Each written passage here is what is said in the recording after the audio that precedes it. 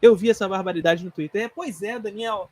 É, ah, nós, enquanto críticos e professor, no meu caso, devemos compreender que, claro, nós estamos aqui em um trabalho de formiguinha. As pessoas que eu acesso, que eu consigo acessar, não são muitas assim, no ponto de conseguir fazer com que as pessoas sejam convencidas de que o roteiro não é a alma do filme, né? Mas existe uma resposta para o motivo pelo qual isso acontece, né? O motivo pelo qual as pessoas acreditam que a história ou o roteiro, porque as pessoas botam isso em nível de igualdade, seja levado em consideração como algo mais importante do que a encenação, sobre a forma como é realizado, o estilo como é realizado e tudo mais. A resposta mais clara para isso é o peso que o cinema carrega com relação às outras artes, certo? Isso é muito importante que se diga, porque o cinema é uma arte que surge no século XX e ele surge de fato como um bebê em relação às outras artes, muito nova em relação às outras artes, muito nova e surge em um momento, o início do século XX, onde as técnicas e a inovação é constante. Certo?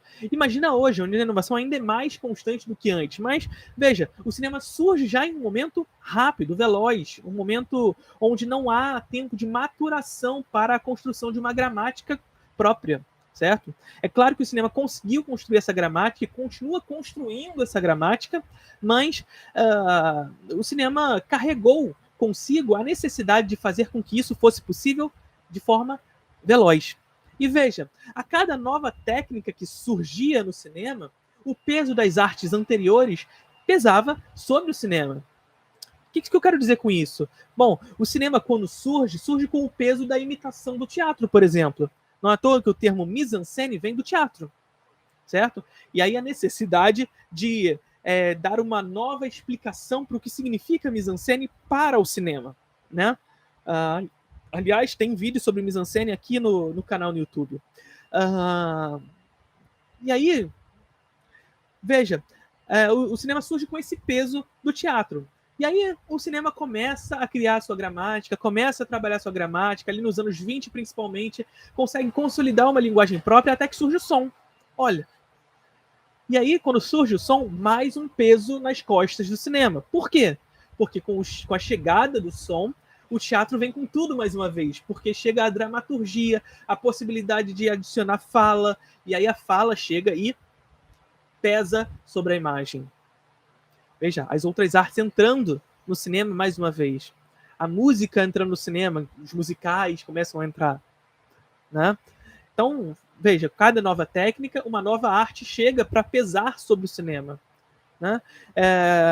E a mesma coisa a gente pode dizer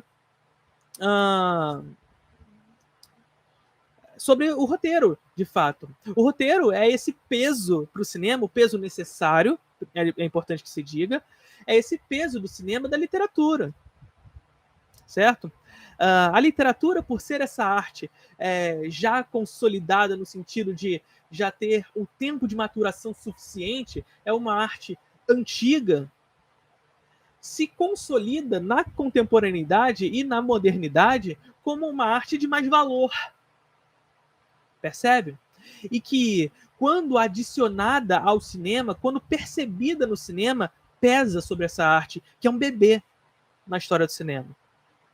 E as pessoas acreditam que o peso para o cinema está na história, na escrita.